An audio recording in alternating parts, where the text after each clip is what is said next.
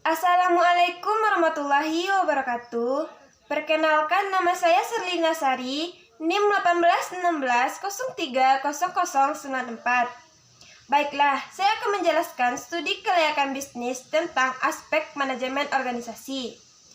Yang pertama, pengertian aspek manajemen adalah aspek yang sangat vital dalam suatu usaha, karena usaha yang akan dirintis mungkin saja akan mengalami kegagalan jika manajemen dan organisasi tidak berjalan dengan baik.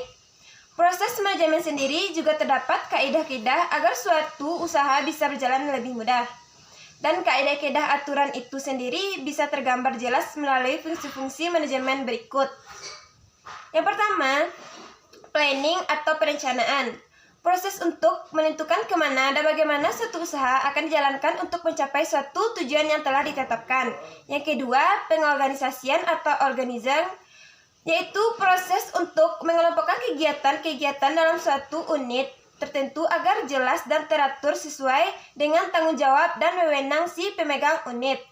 Yang ketiga, pelaksanaan atau executing adalah proses di mana semua hal yang terencana telah dimulai oleh seluruh unit. Yang keempat, pengawasan atau controlling, yaitu proses untuk mengukur, menilai, dan mengevaluasi hasil pekerjaan agar tetap sesuai dengan rencana. Manajemen pembangunan proyek, yaitu sistem untuk merencanakan, melaksanakan, dan mengawasi proyek yang sedang dilaksanakan. Pembangunan proyek harus mengkoordinasikan rencana pelaksanaan dengan sumber daya yang disediakan agar proyek tadi dapat terselesaikan sesuai target. Konsep pembangunan proyek. Yang pertama, perencanaan proyek, yaitu penggambaran apa dan bagaimana proyek harus dikerjakan. Dan kedua, penjadwalan proyek, yaitu penjadwalan proyek meliputi penjadwalan waktu-waktu dari masing-masing aktivitas proyek dalam urutan yang sudah diatur. Yang ketiga, pengawasan proyek, yaitu mengawasi dan mengendalikan jalannya proyek adalah satu hal yang tak boleh disepelekan dalam pembangunan proyek demi kesesuaian proyek dengan target yang telah ditetapkan. Manajemen sumber daya manusia, yaitu meliputi segala sesuatu yang dipersiapkan perusahaan berkaitan dengan kinerja sumber daya manusia, yakni dalam penempatan posisi kerja sesuai dengan bidangnya masing-masing. Dalam konsep manajemen sumber daya manusia, terdapat hal yang berkaitan erat seperti adanya kebijaksanaan, prosedur, dan juga praktik dalam mengatur orang lain demi tercapainya tujuan.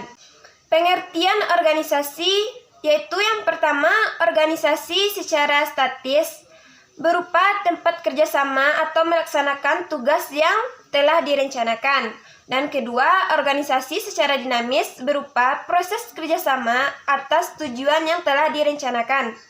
Yang ketiga, sedangkan organisasi formal menurut klasik adalah organisasi yang terencana di bawah satu kekuasaan atau pimpinan yang memiliki satu tujuan.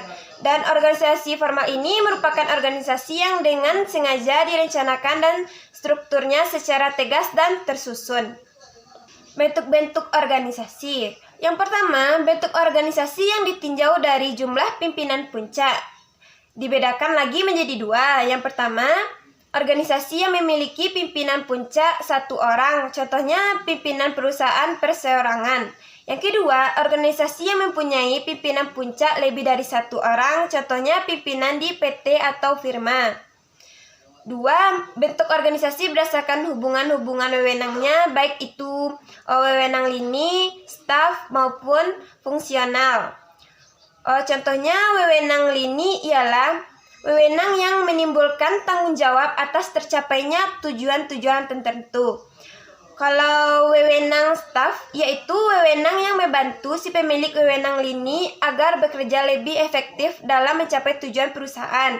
Dan wewenang fungsional ialah wewenang yang diberikan kepada seseorang atau departemen agar dapat mengambil keputusan tentang hal-hal yang ada di departemen yang lain. Sekian yang bisa saya sampaikan. Jika ada kekurangan, saya mohon maaf. Assalamualaikum warahmatullahi wabarakatuh.